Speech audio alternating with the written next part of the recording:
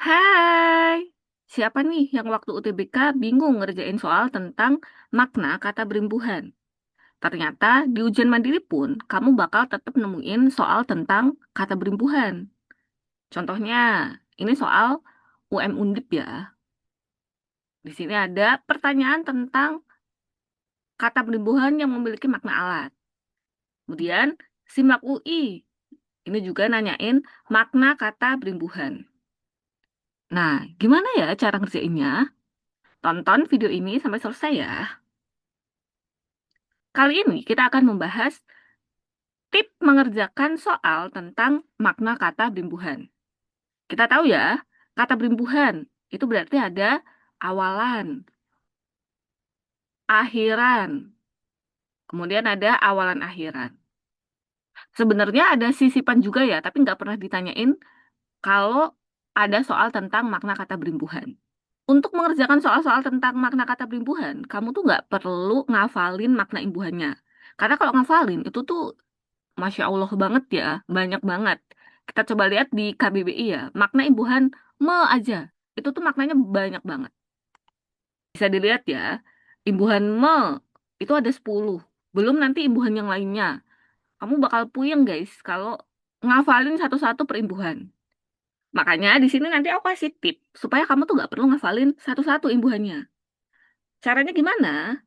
Yang pertama, kamu perlu memperhatikan konteks kalimat untuk mencari makna imbuhan. Jadi penting banget baca konteks kalimatnya. Nggak perlu baca keseluruhan teks, satu kalimat aja. Kemudian yang kedua, setelah tahu makna imbuhannya itu apa, kita bisa analisis kata pada objek jawaban yang memiliki makna imbuhan yang sama. Kita lihat contohnya ya. Di sini ada kata kebesaran. Kata-katanya itu ada satu, tapi maknanya itu bisa berbeda-beda sesuai dengan konteks kalimatnya. Kamu bisa coba analisis dulu ya. Ketiganya ini tuh maknanya apa sih? Kita mulai dari kalimat satu ya. Kebesaran Tuhan tidak perlu diragukan lagi. Kata kebesaran di sini tuh maknanya adalah sifat besarnya Tuhan. Gitu kan ya? Berarti imbuhan ke-nya ini tuh bermakna sifat. Kemudian kalimat kedua, ia memakai pakaian kebesaran pada upacara adat. Kata kebesaran di sini maknanya kan bukan pakaian yang terlalu besar, tapi pakaian yang menunjukkan pangkat.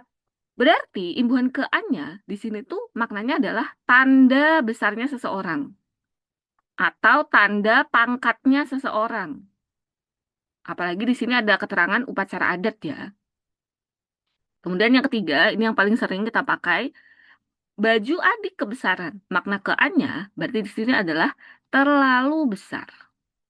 Kalau kayak gini, kita kan sebenarnya nggak perlu ngafalin satu-satu ya. Yang penting kita perlu memperhatikan konteks kalimatnya. Sekarang coba kita aplikasikan tip ini ke soal ya. Ini adalah soal PMB Undip 2023. Pertanyaannya kayak gini nih. Makna sufiks an, sufiks itu berarti akhiran ya. Yang mengandung makna alat berikut adalah pada opsi jawabannya itu tuh emang nggak ada yang dimiringin ya. Jadi kita harus cari tahu juga nih, mana sih kata-kata yang punya imbuhan an. Di opsi yang pertama, orang-orang suruhan. Ini ada nih imbuhan an. Berkumpul di lapangan tepat waktu. Apakah kedua kata ini punya makna alat? Suruhan, ini maknanya adalah orang yang disuruh. Berarti imbuhan an-nya ini tuh maknanya ini, orangnya. Kemudian lapangan, maknanya ini tuh bukan alat, tapi tempat. Tempat yang lapang. Kayak gitu. Berarti opsi A ini tuh bukan jawabannya. Kemudian opsi B, ayah menerima surat balasan dari rekan sejawatnya. Yang punya imbuhan an itu ada di balasan. Makna kata ini itu kan bukan alat ya. Balasan ini adalah sesuatu yang dibalas. Maknanya itu adalah perbuatan membalas. Nah, balasan ini kan bukan punya makna alat, berarti ini bukan jawabannya. C, Ia menjual sayuran dan buah-buahan di pinggir jalan. Di sini ada imbuhan an, sayuran, kemudian buah-buahan, di sini juga ada imbuhan an.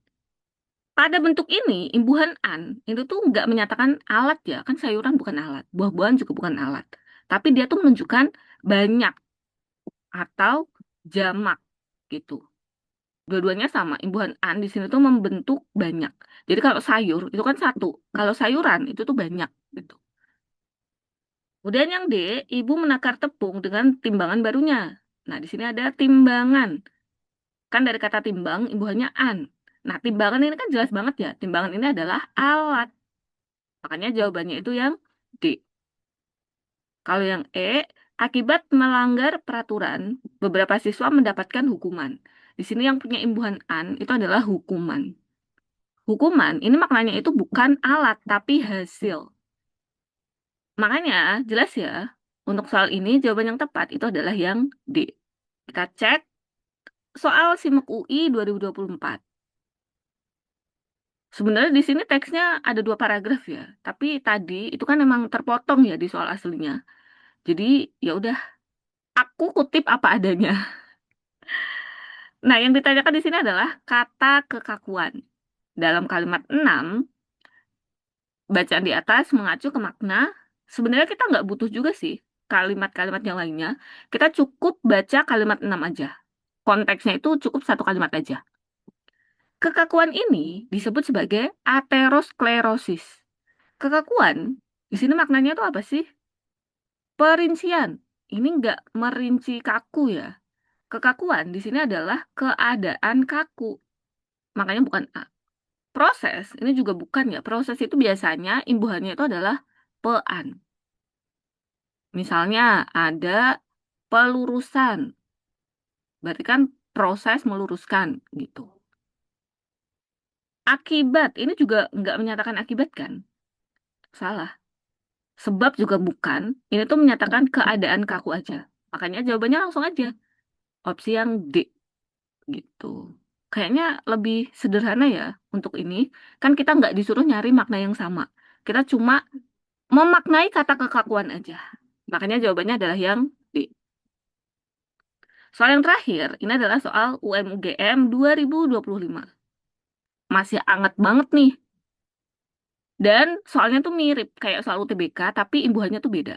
Kalau di UTBK, imbuhannya kan biasanya kean, pean, kayak gitu kan. Nah, di sini imbuhannya itu adalah ber. Kita langsung aja ke soalnya ya. Kata berimbuhan ber yang bermakna sama dengan berkembang pada kalimat di atas adalah, berarti kita perlu cek dulu ya. Makna kata berkembang di sini itu tuh apa sih? Kalau kita lihat konteksnya, kelebihan belajar dengan metode Montessori lainnya adalah memungkinkan anak untuk belajar, berkembang, dan bekerja dengan kecepatan masing-masing.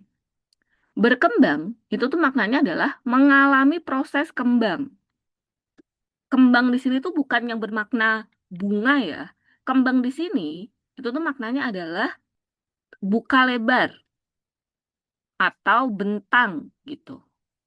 Berkembang berarti mengalami proses terbentang atau terbuka lebar kayak gitu.